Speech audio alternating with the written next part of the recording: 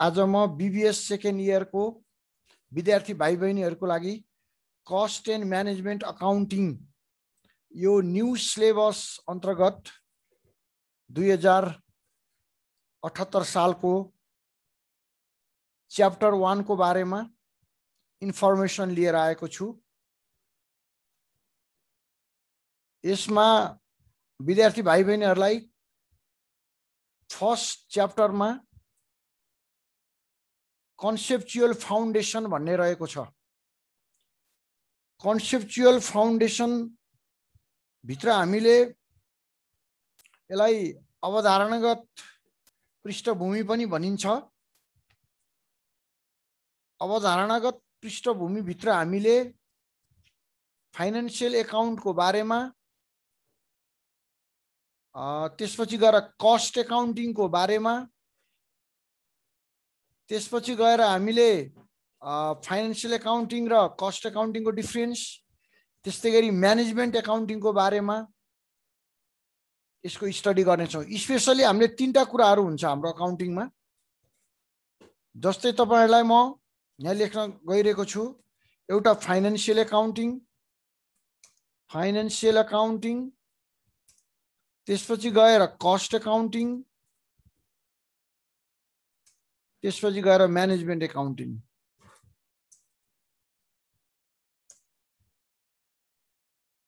र यति मध्येमा हामीले यो बीबीएस सेकेन्ड इयरमा चाहिँ हाम्रो होल फोकस भनेको चाहिँ कस्ट एन्ड म्यानेजमेन्ट अकाउन्टिङ नै हो। हाम्रो होल फोकस चाहिँ कस्ट एन्ड म्यानेजमेन्ट अकाउन्टिङ हो। फाइनान्शियल अकाउन्टिङ हामीले बीबीएस फर्स्ट इयरमा पढिसकेको छौं। यो सेकेन्ड इयरमा हाम्रो यो फोकस हुन्छ। तर यो च्याप्टर फर्स्टमा कन्सेप्चुअल फाउन्डेसनमा चाहिँ हामीले फाइनान्शियल अकाउन्टिङको बारेमा पनि केही कुराहरू बुझ्न र पढ्नु पर्ने हुन्छ। अब म तपाईहरुलाई ढिलो नगरिकन म सुरु गर्न गइरहेको छु। अब सुरुमा हामीलाई के छ भन्दाखेरि लिमिटेसन अफ फाइनान्शियल अकाउन्ट भन्ने छ। त्यसमा ल हेर्नुस्, 1 नम्बरमा disclose the overall result only.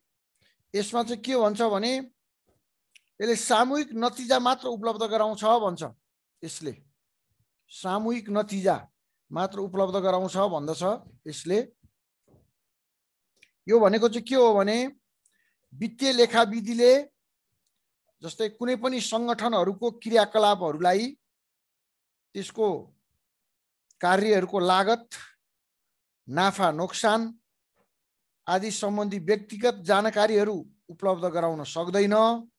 केवल सामूहिक नतिजा मात्र उपलब्ध गराउँछ भन्छ यसले।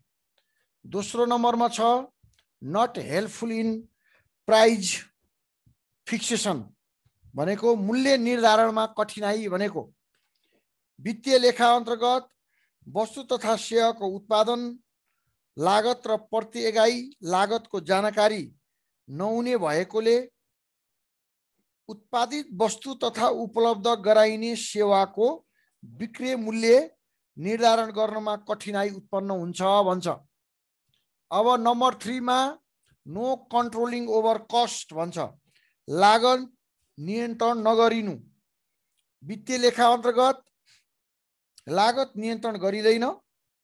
अर्को शब्दमा वित्तीय लेखाले लागत नियन्त्रण गर्ने कार्यलाई खासै महत्त्व दिँदैन। अर्को छ नो क्लासिफिकेसन अफ कस्ट।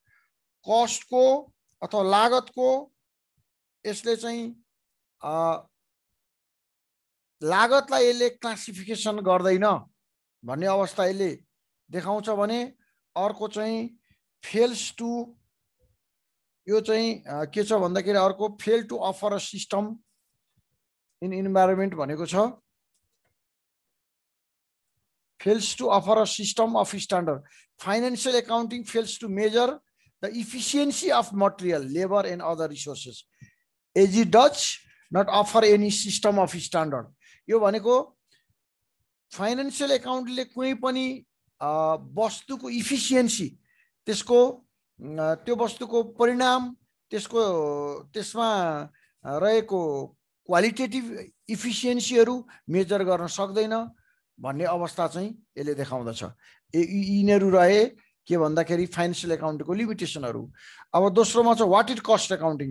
हाम्रो स्पेसल्ली बीबीएस सेकेन्ड इयरमा मुख्य कुरा कस्ट एकाउन्टिङ र म्यानेजमेन्ट एकाउन्टिङको बारेमा पढ्नुपर्ने हुन्छ हामीलाई ओभरअल। त्यसले गर्दा हामीले यसको बारेमा हेर्नुपर्ने हुन्छ म्यानेजमेन्ट एकाउन्टिङ भनेको के हो है त, अथवा कस्ट एकाउन्टिङ भनेको के हो, लागत लेखापालन भनेको के हो। लागत लेखापालन भनेको के हो भन्ने अर्थमा अथवा वस्तु तथा सेवा उत्पादन गर्ने प्रोसेस नै कस्ट एकाउन्टिङ हो। अब त्यसमा के हुन्छ भन्दाखेरि अब जस्तै कस्टलाई अभिलेख राख्ने, रेकर्डिङ गर्ने हैन, टोटल कस्ट निकाल्ने, जस्तै पर युनिट प्रोडक्सन कस्ट पत्ता लगाउने हैन, जस्तै अब कस्ट कन्ट्रोल गर्ने कार्यहरू नै कस्ट एकाउन्टिङ अन्तर्गत पर्दछ। जस्तै वस्तु सेवाहरूको लागत पत्ता लगाउने भनेको कस्ट सिटले पत्ता लगाउँछ। त्यो कस्ट पर युनिट, एउटा वस्तुको उत्पादित लागत कति हो भनेर पत्ता लगाउने, लागतको अभिलेखन राख्ने, रेकर्डिङ गर्ने, लागतको नियन्त्रण गर्ने, अनि त्यसपछि म्यानेजमेन्टलाई त्यसले ठोस मार्गदर्शन प्रदान गर्ने हैन। त्यस्तै गरी एक विज्ञान वा कलाको रूपमा लागत लेखा विधिलाई परिभाषित गर्न सकिन्छ भनेर चाहिँ लागत कस्ट एकाउन्टिङ भित्र पर्दछ। अब अर्को छ हाम्रो explain any 5 objective function of cost accounting to ascertain a cost. किन त भन्दाखेरि कस्ट लागत पत्ता लगाउनको लागि हैन कस्ट एकाउन्टिङ राखिन्छ। जस्तै वस्तु तथा सेवाको प्रति एकाइ लागत पत्ता लगाउने उद्देश्यले लागत लेखा विधि अन्तर्गत वस्तु वा सेवासँग सम्बन्धित लागतहरूको सङ्कलन र वर्गीकरण गरी वस्तु, सेवा, प्रक्रिया, ठेक्का, उत्पादन आदिको लागत निर्धारण गर्दछ। यो टु असर्टेन कस्टमा। अब to analyse cost and loss भन्छ।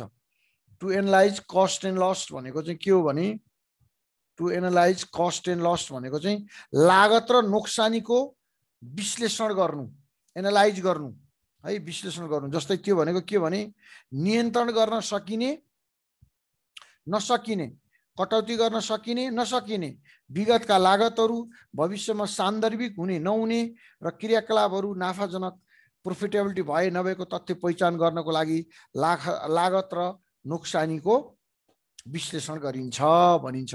अब अर्को छ 3 मा के छ, टु हेल्प, ल हेर्नुहोस् है यहाँनिर, to help in fixation of selling price. To help in fixation of selling price भनेको मूल्य, बिक्री मूल्य निर्धारण गर्नमा मद्दत गर्नु भनेको। जस्तै लागत लेखा विधिको अर्को प्रमुख उद्देश्य वस्तु वा सेवाको बिक्री मूल्य निर्धारण गर्न मद्दत गर्नु हो। अब टु कन्ट्रोल कस्ट, लागत निर्धारण यहाँ अर्को छ यहाँनिर फेरि to control cost. To control cost भनेको चाहिँ लागत नियन्त्रण गर्नु। लागत नियन्त्रण गर्नु लागत लेखा विधिको भनेको कस्ट एकाउन्टिङको मुख्य उद्देश्य भएकोले लागत नियन्त्रण गर्नु यसको अर्को कार्य हो। अब अर्को छ टु एड द म्यानेजमेन्ट भनेको छ। हेर्नुहोस् है त, भनेको व्यवस्थापनलाई मद्दत गर्नु, म्यानेजमेन्ट बडीलाई। लागत लेखा विधिको अर्को मुख्य उद्देश्य योजनामा तर्जुमा गर्ने र त्यसको प्रभावकारी कार्यान्वयनको लागि व्यवस्थापनलाई सहयोग पुर्याउनु हो। किनभने म्यानेजमेन्टलाई सहयोग पुर्यायो भने म्यानेजमेन्टले सही डिसिजन लिन सक्छ भन्ने अर्थ हुन्छ। ल यति भयो यसको कार्यहरू, फङ्सनहरू। अब लागत लेखाको भनेको कस्ट एकाउन्टिङको के छ फेरि 5 इम्पोर्टेन्स एडभान्टेजहरू, 5 वटा इम्पोर्टेन्स अथवा एडभान्टेजहरू हेर्नुहोस् त। अब यहाँ के भनेको छ, यहाँ help in controlling cost. Help in controlling cost, लागत नियन्त्रण गर्नमा मद्दत गर्दछ भनेको यो हेल्प इन कन्ट्रोलिङ कस्ट। लागत हैन, लागत नियन्त्रण गर्नमा मद्दत गर्दछ भन्ने अर्थ आयो। जस्तै लागत नियन्त्रण गर्नको लागि लागत लेखा विधि अन्तर्गत भनेको कस्ट एकाउन्टिङ अन्तर्गत कुनै पनि कार्य गर्नुभन्दा पहिले तुलना योग्य मापदण्ड निर्धारण गरिन्छ। तुलना योग्य मापदण्ड निर्धारण गरिन्छ र निरन्तर रूपमा उपलब्धि र मापदण्डहरू बीच तुलना गरिन्छ यदि वास्तविक लागत अनावश्यक रूपमा बढ्न गएको छ भने सुधारात्मक कार्यद्वारा लागत नियन्त्रण गरिन्छ। भनेको यो पनि कन्ट्रोल मेकानिजम भयो। यसले लागत कतातिर गइरहेछ भनेर देखाउँछ। अब 2 मा provide necessary cost information. Provide necessary cost information भन्छ हैन त। भनेको चाहिँ यसको के हुन्छ भन्दाखेरि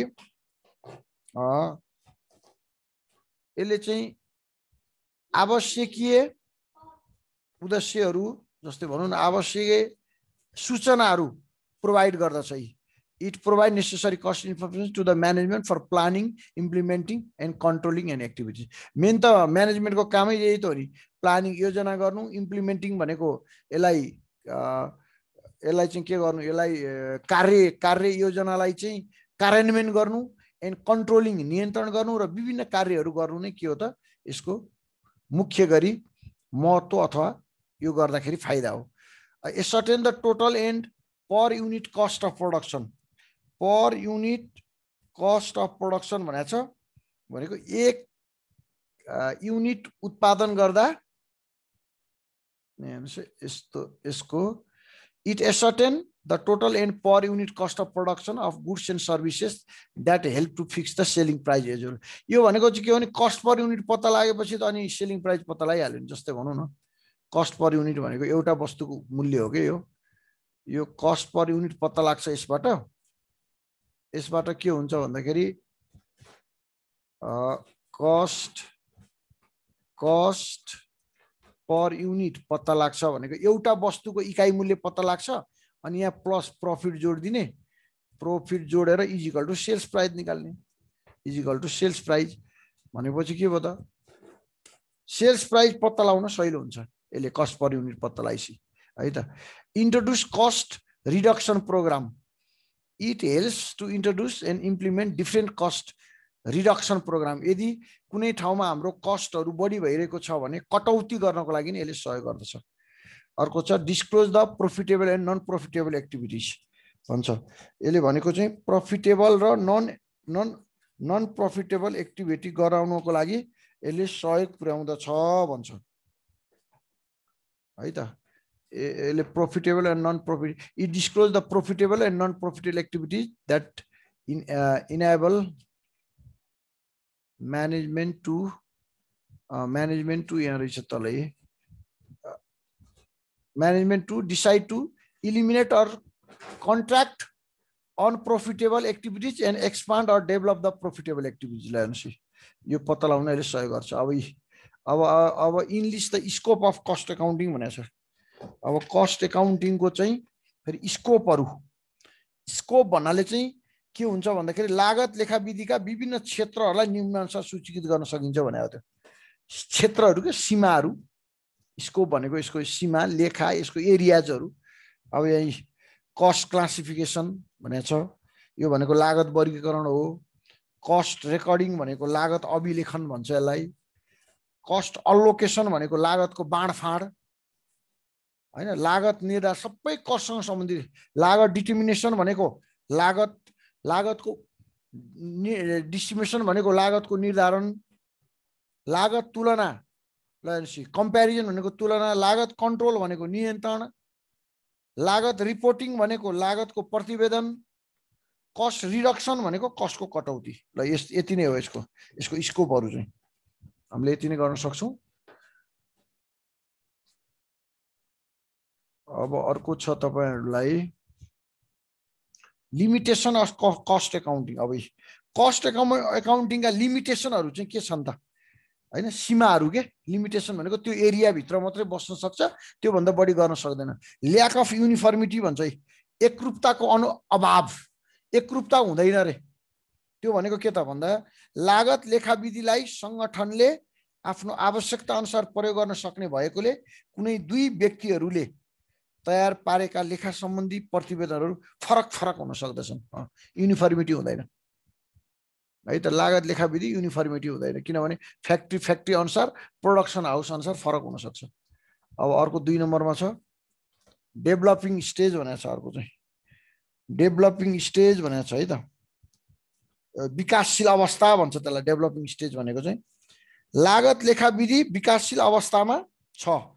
यसका सर्वमान्य अवधारणा सिद्धान्त र प्रचलनहरू पूर्ण रूपमा विकसित भएका छैनन् भन्ने हो। यो डेभलपिङ स्टेजमै छ। कस्टली खर्चिलो छ। लागत लेखा विधि खर्चिलो छ। फ्याक्ट्री हुनु पर्यो, अनि फ्याक्ट्रीको लागि छुट्टै एकाउन्टिङ सिस्टम राख्नु पर्यो, त्यसले गर्दा यो खर्चिलो छ है त। अनि इग्नोरेन्स अफ फ्युचरिस्टिक सिचुएसन एकदम इम्पोर्टेन्ट कुरा है यो चाहिँ। भावी समस्या समाधान गर्ने उपकरणको अभाव है त। यसले चाहिँ भावी समस्या समाधान गर्न सक्दैन है त। यो इग्नोरेन्स अफ फ्युचरिस्टिक सिचुएसन भनेको छ। भनेको भविष्यमा चाहिँ यसले चाहिँ जस्तै यहाँ भनौँ न, the contribution of cost accounting for handling futuristic situation has not been much होइन। भविष्यमा के हुन्छ भनेर यसले निर्धारण गर्नै सक्दैन। For example, it has no evolve so far any tool for handling inflationary situation रे के। यसले अब प्राइसको तलमाथि हुने इन्फ्लेसनरी सिचुएसन होइन, भविष्यमा आइपर्ने समस्याहरू समाधानको लागि प्रयोग गर्न सकिने उपायहरूको विकास गर्न चाहिँ यसले सकेको छैन भन्ने अर्थ यो हो। अब lack of double entry system हो। कस्ट एकाउन्टिङले डबल इन्ट्री सिस्टम युज गर्दैन। डबल इन्ट्री सिस्टम युज नगर्ने बित्तिकै के हुन्छ त भन्दाखेरि दोहोरो लेखा प्रणाली युज नगर्ने बित्तिकै अब डाइरेक्ट रेकर्डिङ सिस्टम आउँदैन। नआउने भएपछि गल्तीहरू हुन सक्छन्। गल्तीहरू भए पनि पत्ता लाग्न सकिँदैन। त्यो कुराहरू हुन्छ। ल यी कुराहरू भए है त। यो कुराहरू भयो यसको लिमिटेसन। अब right the meaning of management accounting. ल म्यानेजमेन्ट एकाउन्टिङतिर गयो। अब यदि कस्ट एकाउन्टिङको कुरा आयो, अब चाहिँ म्यानेजमेन्ट एकाउन्टिङतिर गयो तपाईँको। म्यानेजमेन्ट एकाउन्टिङ भनेको त एकदम इम्पोर्टेन्ट कुरा छ यो। हामीले हेर्नुहोस् है यहाँनिर म्यानेजमेन्ट एकाउन्टिङ। ल स्टार्ट गरौँ है त म्यानेजमेन्ट एकाउन्टिङको। जस्तै व्यवस्थापन लेखा विधि भनेको व्यवस्थापकीय निर्णय गर्नमा मद्दत पुर्याउने विधि हो, जुन मुख्यतया सूचनाहरूको सङ्कलन होइन, कलेक्सन अफ इन्फर्मेसन, विश्लेषण, एनालाइसिस प्रयोजनमा आधारित हुन्छ। व्यवस्थापन लेखा विधिले अथवा म्यानेजमेन्ट एकाउन्टिङले सङ्कलन गरिने सूचनाहरूको स्रोत भनेको वित्तीय र लागत लेखा विधिहरू अन्तर्गत तयार पारिने प्रतिवेदनहरू नै हुन्। ल एकदम इम्पोर्टेन्ट कुरा यहाँ के आयो भने म्यानेजमेन्ट एकाउन्टिङ हुनको लागि फाइनेन्सियल एकाउन्टिङ र के चाहिन्छ, कस्ट एकाउन्टिङ चाहिन्छ। यसको मेजर सोर्स चाहिँ यो हो के। सोर्स अफ अकाउन्टिङ चाहिँ के हो भने भेरी इम्पोर्टेन्ट हो क्या। यो चाहिँ फाइनेन्सियल एकाउन्टिङ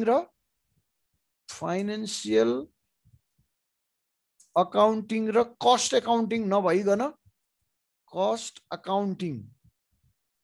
अकाउन्टिङ नभइकन चाहिँ फेरि म्यानेजमेन्ट एकाउन्टिङ हुन सक्दैन। किनभने म्यानेजमेन्ट एकाउन्टिङ हुनलाई त सूचना चाहियो। त्यो कसले दिन्छ?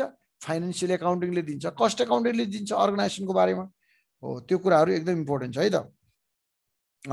अब त्यसपछि के छ भन्दाखेरि सङ्गठन भनेको अर्गनाइजेसनको भावी योजना तर्जुमा गर्ने, पूर्वानुमान गर्ने, फोरकास्टिङ गर्ने, निर्णय गर्ने, डिसिजन गर्ने, लक्ष्य अनुसार उपलब्धि भए नभएको जाँच गर्ने जस्ता व्यवस्थापकीय निर्णयहरू भनेको म्यानेजेरियल डिसिजनहरू गर्नमा मार्गदर्शन गर्नु नै व्यवस्थापन लेखा विधिको उद्देश्य हो। यसको मुख्य उद्देश्य नै के हो त? व्यवस्थापन गर्नु हो। होल यसले सिस्टमलाई व्यवस्थापन गर्छ, म्यानेजमेन्ट गर्छ। यहाँ अब यहाँ यी टी लुस्लीको भनाइहरू पनि छ। अब यो भनाइहरू हेर्दै जानुहोस्, पढ्नु पनि होला होइन। Management accounting is preliminary concern with the data gathering, analysis, processing, interpreting and communicating the resulting information for use within the organization so that management can more effectively plan, make decision and control operation भन्छ। Main त यही हो, planning, decision and control operation नै management एकाउन्टिङको मुख्य उद्देश्य हो। ल यति गर्न सकिन्छ। अब त्यसपछि हामी के छ अर्को 5 अब्जेक्टिभ, फङ्सन एन्ड एडभान्टेज भनेको छ है त। अब्जेक्टिभ फङ्सन भनेको के हो त भन्दाखेरि तपाईँको उद्देश्य अथवा फाइदाहरू। अब के छ हेर्नुहोस् त, to help in formulating plans भनेको योजनाहरू तर्जुमा गर्नमा मद्दत गर्नु म्यानेजमेन्ट एकाउन्टिङकै है। यो पनि म्यानेजमेन्ट एकाउन्टिङकै हो। मेन त योजना तर्जुमा गर्नु नै इम्पोर्टेन्ट कुरा हो। संगठनको लक्ष्य निर्धारण गर्नको लागि विभिन्न किसिमको आर्थिक निर्णयहरू गर्नुपर्ने हुन्छ। कुन कुन विकल्पहरूबाट संगठनलाई लाभ प्राप्त हुन्छ र ती विकल्पहरू कसरी प्रयोग गर्ने भन्ने सन्दर्भमा व्यवस्थापन लेखाले अथवा म्यानेजमेन्ट एकाउन्टिङले महत्त्वपूर्ण योगदान पुर्याउँछ to help in formulating plan. अर्को नेक्स्ट छ to help in the interpretation of financial information. Interpretation financial इन्फर्मेसनहरू त्यसले चाहिँ उ गर्छ है त। यसले फाइनेन्सियल इन्फर्मेसनहरू जस्तै भनौँ न management accounting presents the accounting information and intelligent and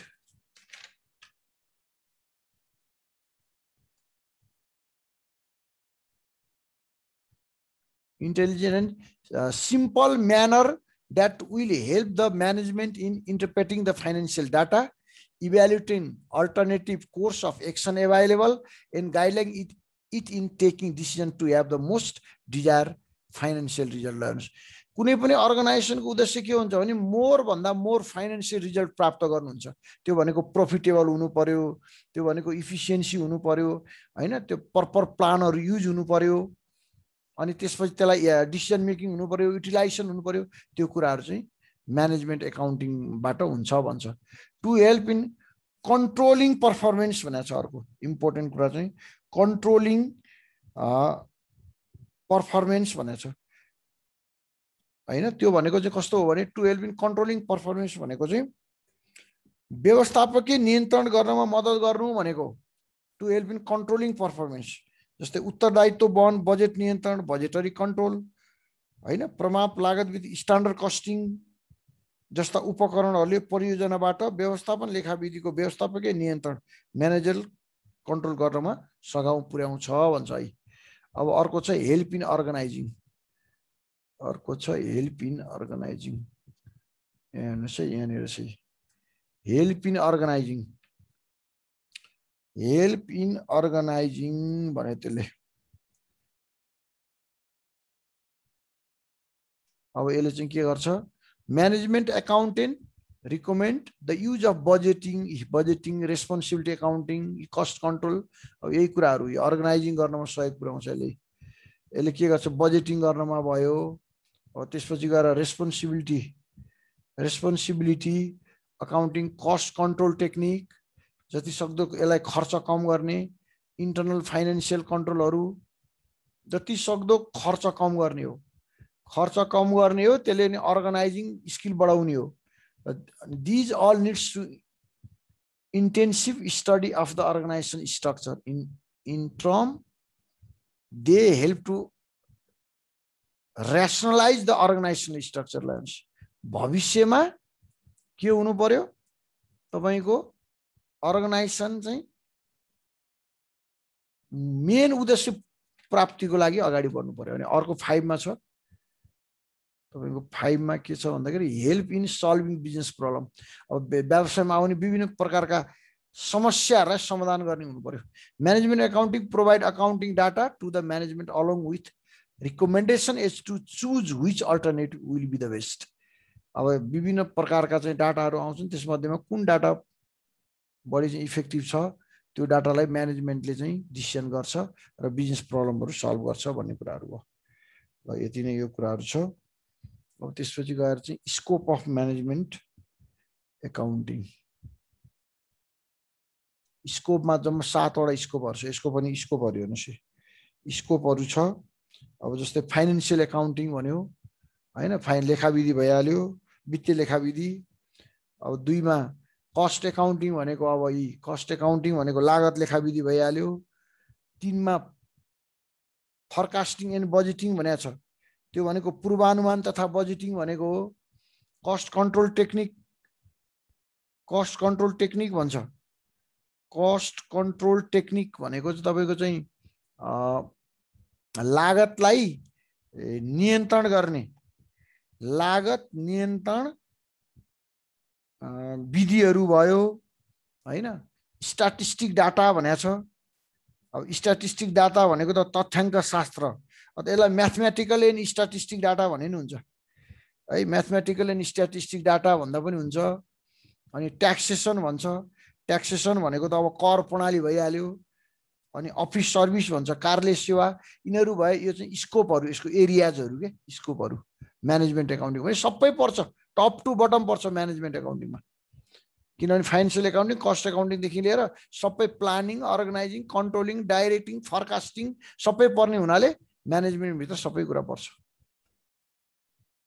अब discuss any 5 limitation of cost accounting भनेको छ है त यसले 5 लिमिटेसन अफ म्यानेजमेन्ट एकाउन्टिङका 5 वटा लिमिटेसनहरू के हो भनेको छ ल हेर्नुहोस् लिमिटेसन भनेपछि चाहिँ अलि यो एरिया खुम्चेको हुन्छ ल हेर्नुहोस् है त यहाँ अब के हुन्छ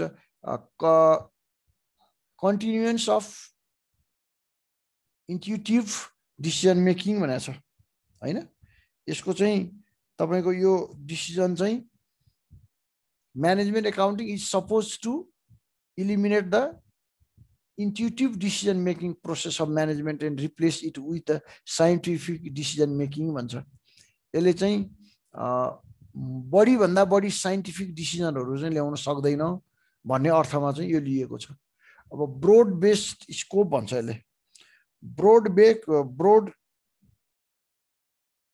बेस्ड स्कोप भनेको चाहिँ कस्तो भन्दाखेरि The scope of management accounting is wide and broad-based, and this creates many difficulties in the implementation process. यसले उद्देश्यहरु त प्राप्ति हुन्छ यसले डिसिजन पनि गर्छ योजना पनि गराउँछ तर यसले चाहिँ भोलि आएर कार्यान्वयन गराउन सक्दैन प्राय म्यानेजमेन्ट एकाउन्टिङको अथवा म्यानेजमेन्टकै ओभरअल कुनै पनि अर्गनाइजेसनको म्यानेजमेन्टको डिमेरिट भनेकै यो स्कोप यो पूरा गर्न सक्दैन के फुल इम्प्लिमेन्टेसन चाहिँ गर्न सक्दैन योजना बनाइरा हुन्छ मिटिङ बसिरा हुन्छ हैन विभिन्न कुराहरु गरेर हुन्छ तर यो चाहिँ के हुन्छ भन्दाखेरि यो उ गर्न सक्दैन यसले इम्प्लिमेन्टेसन गर्न सक्दैन अब मेनली बेस्ड अन अकाउन्टिङ भनेको छ यो चाहिँ स्पेशली चाहिँ यो के छ भन्दाखेरि यो अकाउन्टिङ सिस्टममै बेस्ड हुन्छ यो अकाउन्टिङ सिस्टमले डाटा दिन्छ अकाउन्टिङ सिस्टममै फाइनान्सियल एकाउन्टिङ र कस्ट एकाउन्टिङले डाटा दिन्छ यसलाई अनि त्यसमै बसेर यसले डिसिजन गर्छ यसले त्यति बाहिरी कुराहरु क्वालिटेटिभ कुराहरु नयाँ योजनाहरु चाहिँ त्यति बाहिरबाट आउँदैन भन्ने अर्थमा हुन्छ अब इभोल्युसनरी स्टेज भनेको चाहिँ के हो भन्दाखेरि यो विकासशील अवस्था भनेको इभोल्युसनरी स्टेज भनेको चाहिँ व्यवस्थापन लेखाविधि अझै विकासशील अवस्थामै छ भनेको यो बढ्दै छ भर्खरै यसको क्षेत्रलाई व्यापक बनाउन यसका आफ्नै सिद्धान्तको प्रतिपादन हुन र विद्यमान विधिहरुमा सुधार हुने क्रम जारी छ भन्छ यो भनेको चाहिँ गोइङ द प्रोसेसमै छ अझै त्यस्तो डेभलप भएर फुल प्रुफ साइन्स भइसकेको अवस्था छैन भन्ने अवस्था देखाउँछ यति भयो अर्को पेज 3 मा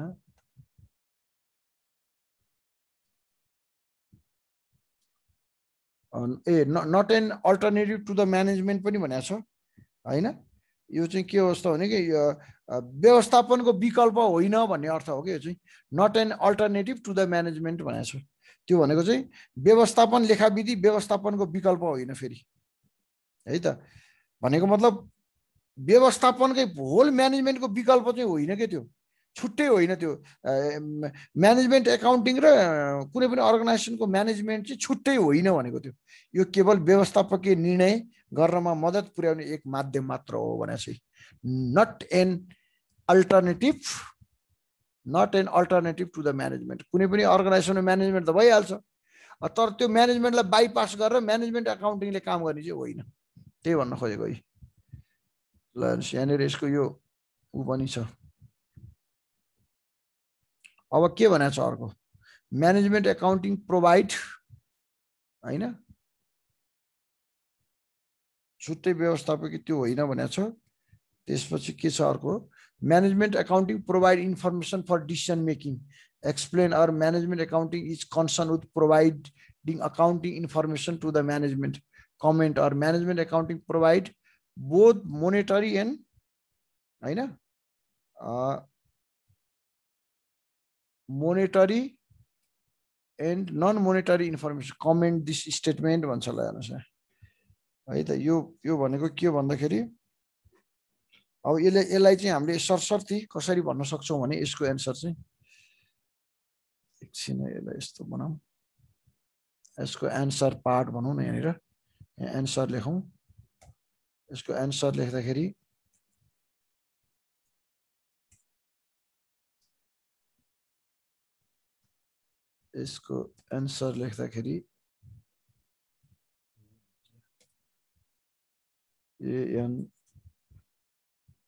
ANSWER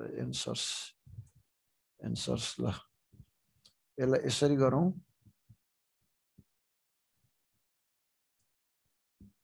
एन्सर्स गरौँ है त। अब ल हेर्नुहोस् यसले के भन्छ भने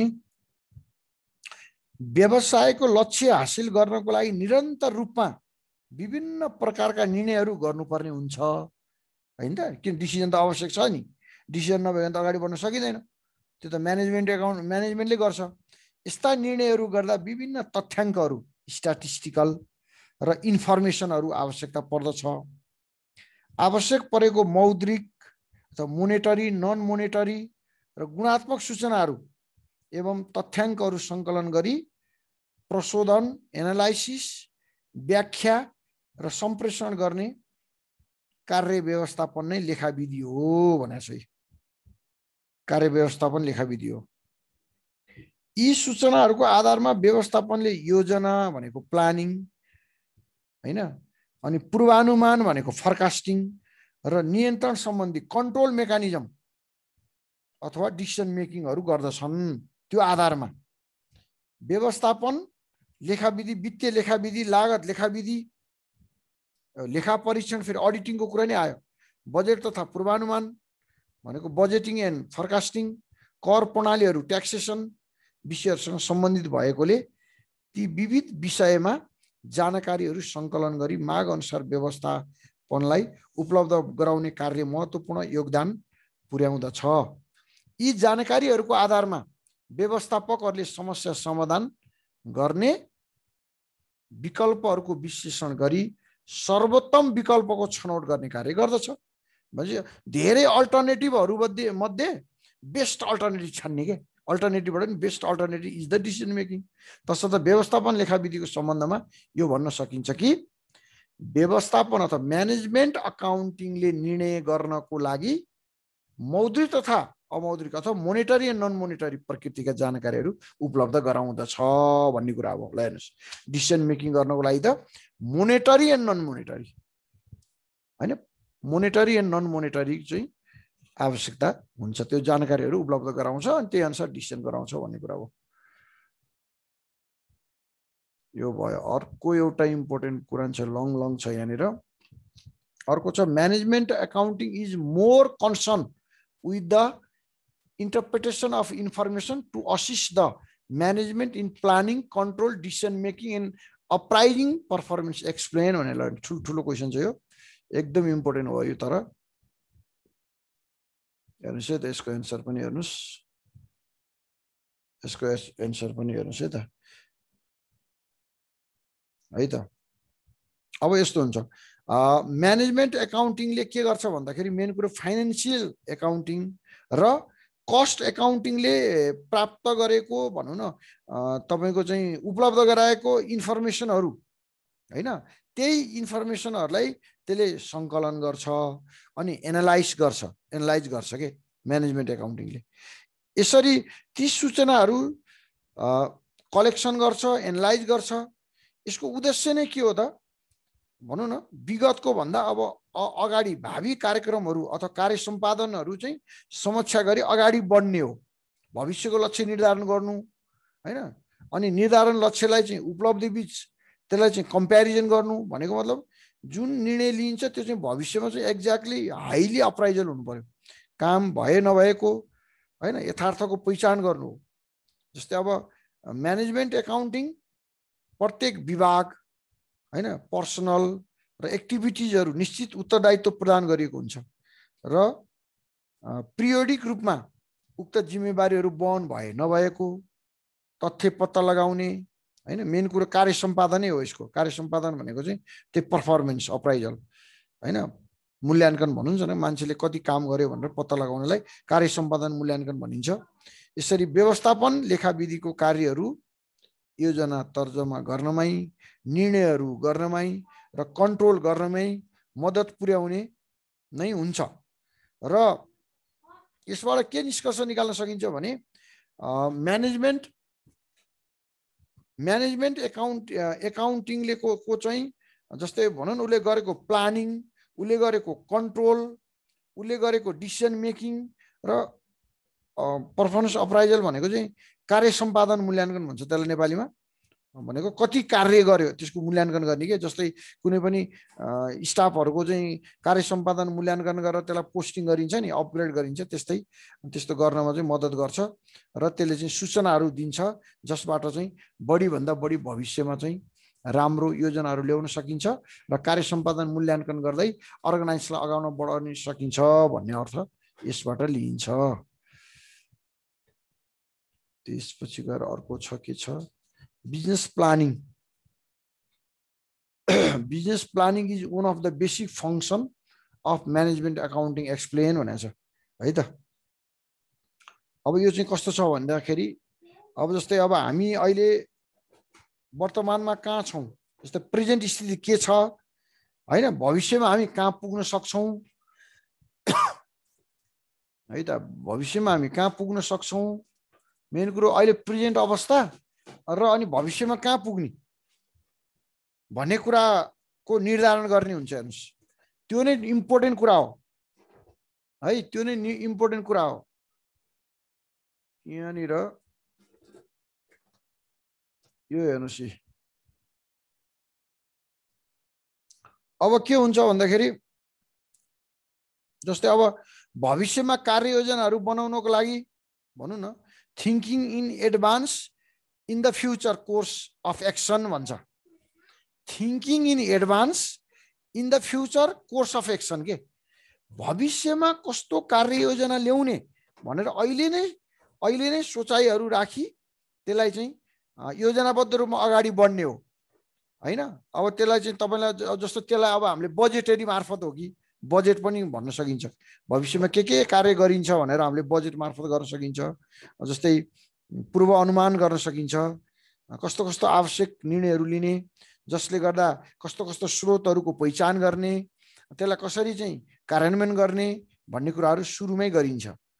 जस्तै अब व्यवस्थापन लेखाविधिले के गर्छ भन्दाखेरि म्यानेजमेन्ट एकाउन्टिङले चाहिँ विभिन्न कार्यहरूमध्ये योजना तर्जुमा गर्ने भनेको प्लानिङ भइहाल्यो, पूर्वानुमान गर्ने भनेको तपाईँको त्यही फरकास्टिङ गर्ने, के कार्य गरिने भन्ने, बजेट तयार गर्ने बजेटिङ भइहाल्यो, बजेटिङ त सबै खर्च आय व्ययको अहिले नै पहिला नै सुरुमै हिसाब किताब राख्ने अनि त्यो अनुसार कार्यान्वयन गर्ने कुराहरू पर्दछन्। अनि अब जस्तै तपाईँको अब जस्तै भनौँ न जस्तै अब विभिन्न फाइनेन्सियल नन फाइनेन्सियल इन्फर्मेसनहरू कलेक्सन गर्ने होइन, अनि विभिन्न त्यो कलेक्सन प्राप्त गरेको इन्फर्मेसनहरूलाई त्यसलाई के गर्ने भन्दाखेरि त्यसलाई एक्सप्लेन गर्ने, व्याख्या गर्ने, विश्लेषण गर्ने, अनि त्यसलाई म्यानेजरियल डिसिसन गर्ने के। त्यो म्यानेजमेन्टको त्यो टिमै हुन्छ नि त त्यहाँ, त्यसलाई बस्छ, उनीहरू मिटिङ बस्छ अनि त्यसलाई त्यसको चाहिँ बारेमा इन्फर्मेसनहरू सङ्कलन गरेर अनि त्यसलाई डिसिसन मेकिङमा लान्छ।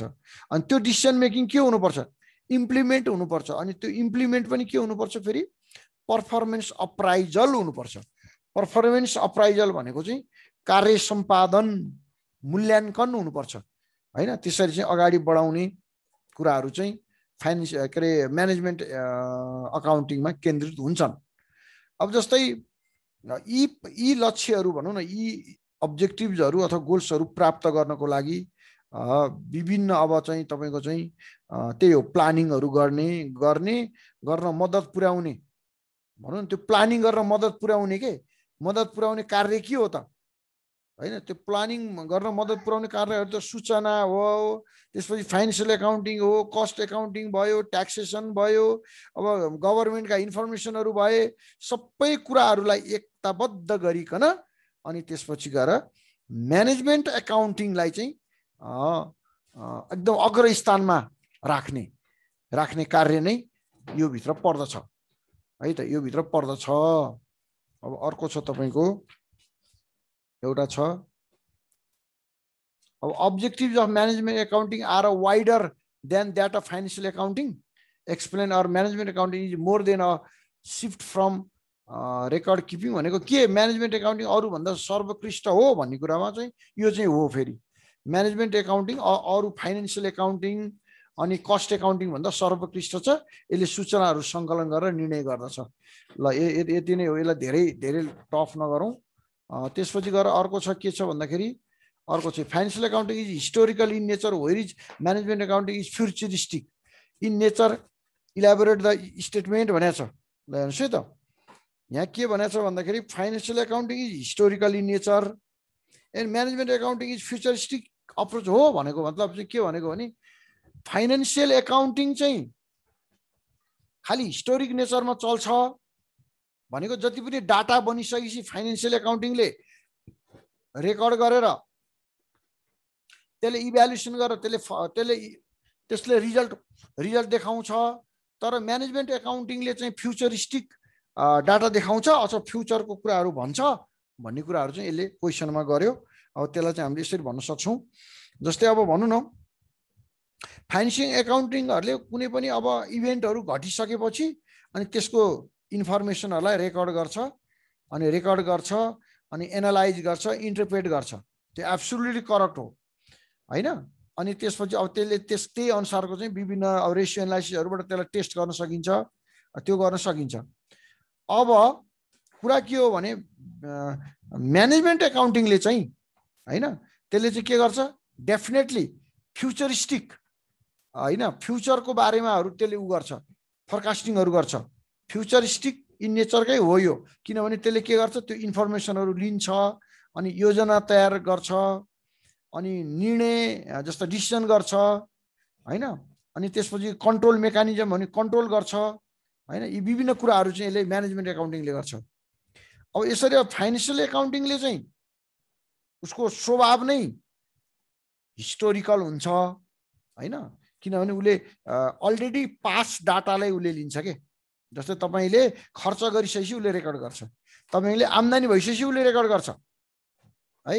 तर कस्तो हुन्छ भने म्यानेजमेन्ट एकाउन्टिङ चाहिँ कस्तो हुन्छ भन्दाखेरि उसले चाहिँ भविष्य प्रति उन्मुख हुन्छ भनेको फ्युचरमा के गर्ने, प्लानिङ गर्ने, योजना तयार गर्ने, सङ्गठन तयार गर्ने, निर्णय गर्ने, कुन निर्णय गर्दा राम्रो हुन्छ, सूचनाहरू सङ्कलन गर्ने, कस्ट मिनिमाइजेसन गर्ने, यी सबै कामहरू चाहिँ फेरि म्यानेजमेन्ट एकाउन्टिङले गर्छ।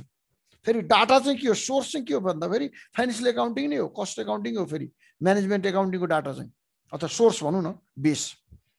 जस्तै अब फाइनेन्सियल एकाउन्टिङको मान्यताहरू के हुन्छन् भन्दाखेरि फ्युचरिस्टिक नै हुन्छन् र धेरै हदसम्म के हुन्छ भन्दाखेरि यसले चाहिँ अब फ्युचरमा पर्ने असरहरू र चुनौतीहरू भनौँ न को पूर्वाभास गराउन मद्दत गर्दछ। यसबाट सङ्गठनमा योजना, निर्णय, नियन्त्रण जस्ता कार्यहरूलाई प्रभावकारी तरिकाले अगाडि बढाउन सकिन्छ भनेर भन्यो। ल यसले गर्दाखेरि के भन्न सकियो त अब फाइनेन्सियल एकाउन्टिङ भनेको हिस्टोरिकल इन नेचर हो भने म्यानेजमेन्ट एकाउन्टिङ भनेको फ्युचरिस्टिक इन नेचर हो। एब्सोल्युटली यो चाहिँ त्यही नै हो है त। यति कुरा हामीले क्लियरली बुझ्यौँ। अब हामी के बुझ्नेछौँ differentiate between financial and cost accounting. अब कस्ट एकाउन्टिङ र फाइनेन्सियल एकाउन्टिङमा के भिन्नता छ भन्ने कुरा गर्यो यसले चाहिँ होइन त। अब फाइनेन्सियल र कस्टमा चाहिँ फेरि फाइनेन्सियल र कस्टमा है त फाइनेन्सियल एकाउन्टिङ र कस्ट एकाउन्टिङमा के भिन्नता छ भन्दाखेरि उद्देश्य, पर्पोज। ल हेर्नुहोस् उद्देश्य नै यसको उद्देश्य के हो त फाइनेन्सियल एकाउन्टिङले चाहिँ नाफा नोक्सानको भनौँ न प्रफिट एन्ड लसको स्थिति र फाइनेन्सियल अवस्था ब्यालेन्स सिट पत्ता लगाउँछ है त सिम्पल भाषामा। अनि लागत लेखाले चाहिँ के गर्छ भन्दाखेरि अथवा कस्ट एकाउन्टिङले चाहिँ लागतको अभिलेख राख्नु भन्नु मतलब कस्टको चाहिँ अभिलेख राख्छ अथवा लागत पत्ता लगाउँछ, कस्ट पर युनिट पत्ता लगाउँछ। मुख्य कुरा नै कस्ट पर युनिट हो। कुनै पनि वस्तु अथवा सेवाको उत्पादन मूल्य पत्ता लगाउँछ कि कस्ट पर युनिट र त्यसलाई अनि कन्ट्रोल गर्छ, त्यही नै हो। अब स्ट्याट्युटरी अब्लिगेसन भन्छ। स्ट्याट्युटरी अब्लिगेसन भनेको चाहिँ के हो भन्दाखेरि फाइनेन्सियल एकाउन्टिङले यसको चाहिँ financial accounting is a statutory obligation for a firm यो के प्रति उत्तरदायित्व हुन्छ भन्दाखेरि फर्म कम्पनी हैन यस्तो प्रति उत्तरदायित्व हुन्छ भने cost accounting is not a statutory obligation यो चाहिँ टोटली एउटै जस्तै कम्पनी फर्म भन्दा पनि यसको डिपार्टमेन्टसँग सम्बन्धित हुन्छ कि यो स्ट्याट्युटरी अब्लिगेसन है त युजर्स अब यसको चाहिँ के हुन्छ भन्दाखेरि युजर्स भनेको यसको कसले युज गर्छ भन्ने कुरामा चाहिँ हुन्छ the user of financial accounting are external to the organisation but the user of cost accounting are internal to the organisation भनेको युजर्स भने कसले युज गर्छन् कसले हेर्छन् भन्दाखेरि फाइनेन्शियल अकाउन्टिङमा चाहिँ अब एक्सटर्नल भनेको इन्भेस्टर भयो क्रेडिटर भयो गभर्मेन्ट भयो हैन बाह्य पक्षहरूले बढी चाहिँ चासो दिन्छ यसको ब्यालेन्स सिट हेर्न खोज्छ अब कस्ट अकाउन्टिङ चाहिँ इन्टरनल टर्ममै दौडेको हुन्छ किनभने यसको त कस्ट त भित्र त्यही डिपार्टमेन्टले राखेको हुन्छ उत्पादित वस्तु तथा सेवाको लागत पत्ता लगाउने रेकर्डिङ गर्ने कस्ट कन्ट्रोल गर्ने कस्ट मिनिमाइजेसन गर्ने कार्य हुन्छ त्यसले गर्दा यो चाहिँ इन्टरनल हुन्छ अब प्याटर्न अफ एनालाइसिस भनेको छ प्याटर्न अफ एनालाइसिस है त प्याटर्न अफ एनालाइसिस भनेको फाइनेन्शियल अकाउन्टिङले चाहिँ business affair totally where is cost accounting analyse the business affairs product wise service wise element wise or activity wise pattern भनेको चाहिँ यो चाहिँ नाफा नोक्सानसँग सम्बन्धित हुन्छ भने यो चाहिँ कस्टसँग वस्तुसँग हैन इलिमेन्ट भनेको त्यसको तत्त्वहरुसँग सम्बन्धित हुन्छ प्याटर्न वाइज भनेकोले ल अब अर्को छ कस्ट कन्ट्रोल भनेको चाहिँ तपाईहरुलाई कस्ट कन्ट्रोल भनेको छ नि त कस्ट कन्ट्रोल भनेको छ cost control. Financial accounting does not have any provision of cost control, but cost accounting aim to controlling cost. अब cost control मा cost भन्ने बित्तिकै पहिला यो के हुन्छ भन्दाखेरि यो cost accounting को शब्द भइहाल्यो. कस्ट त हामीले चाहिँ फ्याक्ट्रीको कस्ट त कसले कन्ट्रोल गर्छ? फाइनान्शियल अकाउन्टिङले हैन, कस्ट अकाउन्टिङले चाहिँ कस्ट कन्ट्रोल गर्छ. ल अब अर्को कुरा के आयो भन्दा difference between cost and management accounting. ल करिब अब अन्तिममा छौं हामी. कस्ट एन्ड म्यानेजमेन्ट अकाउन्टिङको फरक हेर्नुस् त. कस्ट एन्ड म्यानेजमेन्ट अकाउन्टिङमा कस्ट एन्ड म्यानेजमेन्ट अकाउन्टिङमा चाहिँ मिनिङ, यसको अर्थमै कुरा गरौँ है त. मिनिङमा cost and management accounting, cost भनेको उत्पादित भइहाल्यो, म्यानेजमेन्ट भनेको व्यवस्थापन है त. तपाईले यसको बुझ्नुस् त. मिनिङमै हुन्छ यसको. वस्तु तथा सेवाको लागत पत्ता लगाउने हैन, लागतको लेखा राख्ने र लागत नियन्त्रण गर्ने कार्यमा संलग्न लेखा विधिहरूलाई भनौं अथवा अकाउन्टिङ प्रोसेसलाई चाहिँ लागत लेखा विधि भनिन्छ हैन. अब त्यस्तै गरी लागत तथा वित्तीय लेखाले प्रदान गर्ने सूचनाहरूलाई व्यवस्थापकीय योजना बनाउन, निर्णय गर्न र नियन्त्रण गर्न गरिने लेखा विधिलाई चाहिँ व्यवस्थापन लेखा विधि भनिन्छ. सिम्पल लाग्योस्. भनेपछि अघि पनि हामीले यही कुरा दोहोरिरहेछ के, फाइनान्शियल एकाउन्टिङ र कस्ट एकाउन्टिङले दिएको इन्फर्मेसनको आधारमा यदि योजना बनाउँछ भने त्यो म्यानेजमेन्ट एकाउन्टिङ हुन्छ बेसिकली. अब कुनै पनि वस्तुको उत्पादन लागत पत्ता लगाउन, कन्ट्रोल पत्ता लगाउन, लागत लेखा राख्नलाई चाहिँ फेरि कस्ट एकाउन्टिङ हुन्छ. अब फाइनान्शियल एकाउन्टिङको फेरि के हुन्छ भन्दा उसले नाफा नोक्सान हिसाब पत्ता लगाउँछ, उसले ब्यालेन्स सिट वास्ला तयार गर्छ. यही त कुरा हो. अब अर्को छ अब्जेक्टिभ. अब्जेक्टिभ भनेको त उद्देश्य भइहाल्यो. अब कस्ट एकाउन्टिङले जस्तै अब कस्ट एनालाइसिस गर्छ, कस्ट कन्ट्रोल गर्छ हैन. कस्ट एकाउन्टिङ राख्नु मुख्य उद्देश्य त्यही हो भने म्यानेजमेन्ट एकाउन्टिङले के गर्छ, त्यो जुन इन्फर्मेसनहरु आउँछ नि कस्ट एकाउन्टिङबाट अथवा फाइनान्शियल एकाउन्टिङबाट, तिनीहरूलाई सङ्कलन गर्छ अनि त्यसलाई प्रशोधन गर्छ, एनालाइज गर्छ अनि त्यसपछि व्यवस्थापकहरूलाई उपलब्ध गराउँछ. अनि म्यानेजरियल एकाउन्टिङको अब्जेक्टिभ चाहिँ त्यही हुन्छ. अनि त्यसले अब अब कुन पार्टिजहरु हो त्यो पार्टिजहरुलाई उसले के गर्छ फेरि इन्फर्मेसन दिन्छ. यो भयो है त. अब 3 मा 3 मा नेचर, नेचर भनेको प्रकृति है त, नेचर भनेको प्रकृति, नेचर भनेको प्रकृति। अब कस्तो प्रकृति हुन्छ त, अब लागत लेखा विधिको ऐतिहासिक प्रकृतिको कारोबारहरू अभिलेख राख्ने हैन, यसले त्यही ऐतिहासिक भनेको हिस्टोरिकल इन नेचरकै कुरा आयो, हिस्टोरिकल इन नेचर भयो हैन, माध्यमबाट भविष्यको लागतको अनुमान गर्ने कार्य गरिन्छ, यसले हिस्टोरिकलै गर्छ हैन। तर के हुन्छ, म्यानेजमेन्ट अकाउन्टिङले चाहिँ योजना तर्जुमा गर्ने हैन त, योजना तर्जुमा गर्ने, पूर्वानुमान गर्ने भनेको फोरकास्टिङ गर्ने कार्यमा मद्दत पुर्याउने भएकोले यसका गतिविधिहरू भविष्योन्मुख अथवा फ्युचरिस्टिक इन नेचर हुन्छ। भविष्योन्मुख भनेको भविष्यमा लागू गर्ने खालको चाहिँ यसको नेचर हुन्छ। ल अब डाटा, अब आयो हामी तथ्याङ्कमा जाउँ। डाटा भनेको तथ्याङ्क।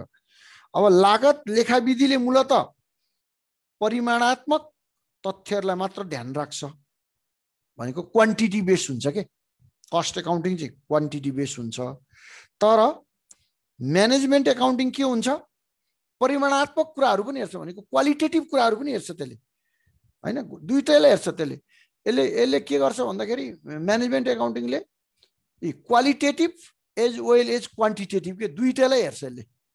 हेर्नुहोस् है त, म्यानेजमेन्ट एकाउन्टिङले के गर्छ, qualitative aspect as well quantitative, यहाँ क्वान्टिटेटिभ दुईटालाई हेर्छ यसले म्यानेजमेन्ट एकाउन्टले भने।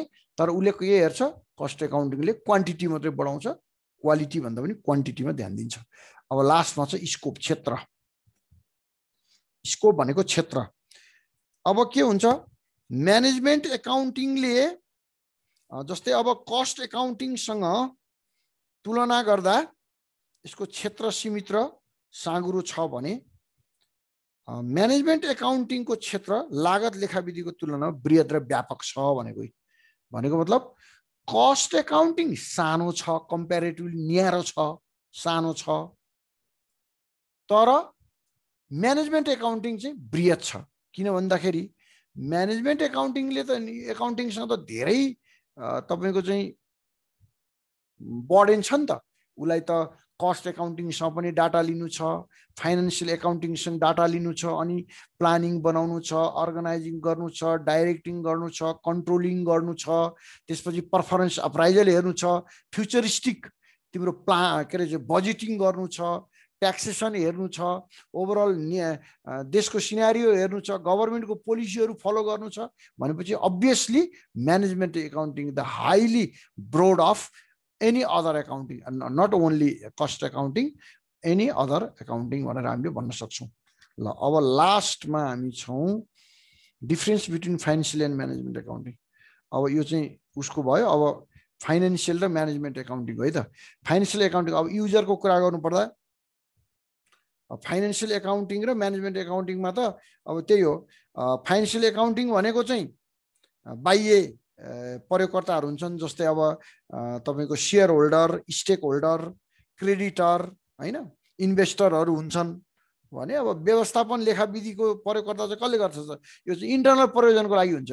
यो चाहिँ इन्टरनल प्रयोजनको लागि हुन्छ, किनभने त्यो त भित्रै म्यानेजमेन्टमै का कुराहरू पत्ता लगाएर म्यानेजमेन्टकैमा चाहिँ हामीले चाहिँ आन्तरिक प्रयोजनको लागि मात्र सूचनाहरू सङ्कलन गर्ने, विश्लेषण गर्ने गरिन्छ। जस्तै अब विधि भनौँ न, मेथड के हो त? फाइनेन्सियल एकाउन्टिङको मेथड के हो त है त? मेथड के हो? फाइनेन्सियल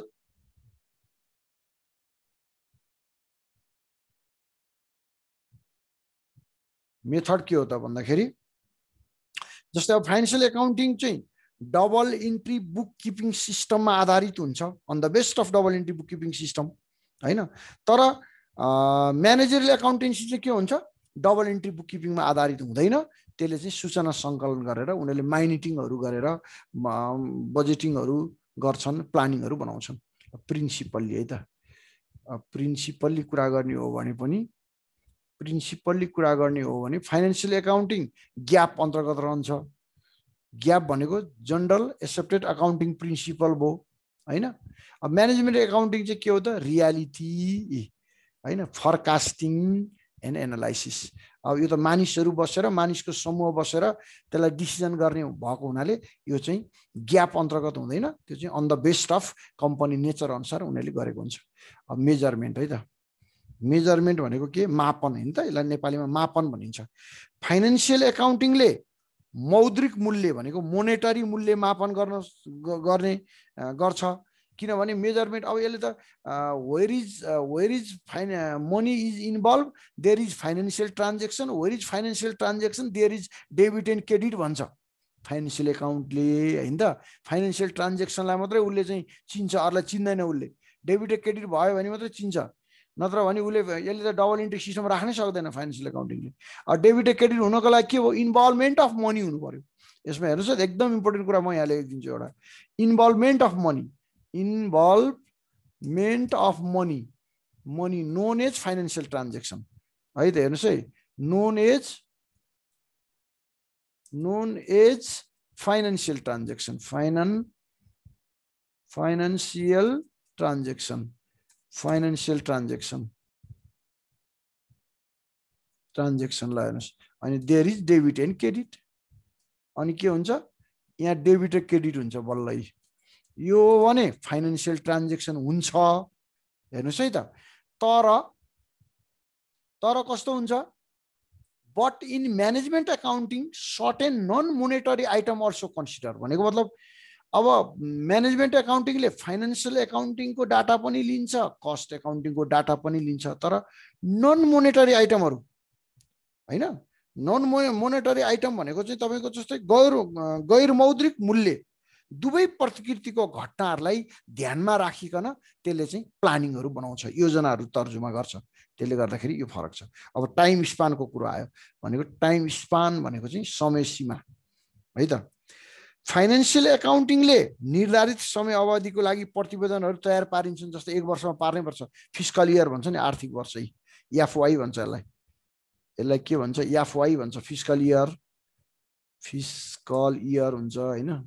जस्तै अब अहिले कति चलिरहेको छ, 2078/079 अहिले यो फिस्कल इयर चलिरहेको छ, अहिले लेटेस्ट फिस्कल इयर चलिरहेको छ। यसले कहिले हुन्छ, श्रावण 1 गतेबाट सुरु भएर असाढको इन्डसम्मलाई हामी नेपालमा आर्थिक वर्ष भन्छौँ। ल हेर्नुहोस्, नेपालको क्यालेन्डर अनुसार है, अब यस्तो हुन्छ होइन। अब अनि यो भित्रमा हामीले के गर्छौँ, वित्तीय विवरण तयार गर्छौँ, यो भित्रमा हामीले डबल इन्ट्री बुक किपिङले सिस्टमले दिएर तयार गरेको ट्रायल ब्यालेन्सको आधारमा हामी के गर्छौँ, फाइनल एकाउन्ट तयार गर्छौँ। फाइनल एकाउन्टभित्र के हुन्छ, इन्कम स्टेटमेन्ट हुन्छ, profit and loss appropriation account हुन्छ, ब्यालेन्स सिट हुन्छ, त्यो हामी तयार गर्छौँ होइन त। त्यो कुरा 1 वर्षभित्र गर्छौँ हामी, त्यसलाई त्यो चाहिँ वित्तीय फाइनेन्सियल एकाउन्टिङ भनिन्छ। तर अब व्यवस्थापन म्यानेजमेन्ट एकाउन्टिङमा चाहिँ हामी के गर्छौँ भन्दाखेरि, सङ्गठनको आवश्यकता अनुसार होइन त, दैनिक अथवा डेली, साप्ताहिक, विकली, मासिक, विकली, अर्धवार्षिक, हाफ इयरली, वार्षिक, अनुअली वा अन्य अवधिको लागि प्रतिवेदनहरू तयार पारिन्छन्। त्यसका निम्ति कुनै समय सीमा निर्धारण गरिएको हुँदैन। No time span for management accountancy.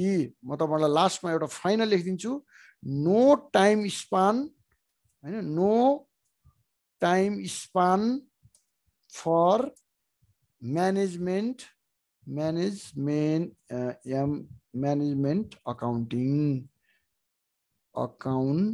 Accounting that is likewise I.E. Likewise जस्तै डेली होइन, DAILY, डेली, विकली, मन्थली होइन, monthly MONTHLY, monthly, half yearly अथवा अनुअल्ली एनी टाइम। अब आवश्यकता अनुसार एनी टाइम त्यो चाहिँ के गर्न सक्छ, फाइनेन्सियल के अरे म्यानेजमेन्ट एकाउन्टिङको चाहिँ मिटिङ बस्न सक्छ होइन, उसले मिटिङ बस्न सक्छ, अनि उसले के गर्न सक्छ, प्लानिङ बनाउन सक्छ, उसले अर्गनाइजिङ गर्छ, डाइरेक्टिङ गर्छ, कन्ट्रोलिङ गर्छ होइन, अब फरकास्टिङ गर्छ, पर्फर्मेन्स अप्राइजलिङ गर्छ। यसरी चाहिँ म्यानेजमेन्ट एकाउन्टिङको महत्त्व अरू दुईटा एकाउन्टिङ भन्दा, फाइनान्सियल एकाउन्टिङ र कस्ट एकाउन्टिङ भन्दा बढी रहेको जानकारी गरिन्छ। ल आजलाई भाइ बहिनीहरूलाई यो भिडियो फ्रुटफुल भयो होला भन्ने आशा लिँदै यो बीबीएस सेकेन्ड इयरको पहिलो च्याप्टर, फर्स्ट च्याप्टर, यो नयाँ सिलेबस हो है तपाईहरुलाई। फेरि यो न्यू सिलेबस, यो 2078 देखि आएको यो प्रिस्क्राइब सिलेबस हो। यो चाहिँ तपाईहरुलाई के छ भन्दाखेरि यो चाहिँ 2078 सालमा यो नयाँ पाठ्यक्रम अनुसार परिमार्जित गरी लागू गरिएको कोर्सको यो चाहिँ च्याप्टर 1 को तपाईहरुलाई च्याप्टर 1 मा रहेको अवधारणागत पृष्ठभूमि भन्छ, कन्सेप्चुअल फाउन्डेसन। अवधारणागत पृष्ठभूमि हेर्नुस् है त, यहाँनिर छ यही कन्सेप्ट 1 मा रहेको, च्याप्टर 1 मा रहेको अवधारणागत पृष्ठभूमि अन्तर्गत रहेको थ्योरी पोर्सनलाई मैले आज बुझाउने प्रयास गरेको छु र यहाँहरुलाई मेरो भिडियो फ्रुटफुल नै भयो होला भन्ने लागेको छ। ल यहाँहरुलाई अरु पनि इन्फर्मेसनहरु म दिँदै आउने छु भन्दै आजलाई म यहाँहरुबाट बिदा लिँदैछु। हस्त, नमस्कार।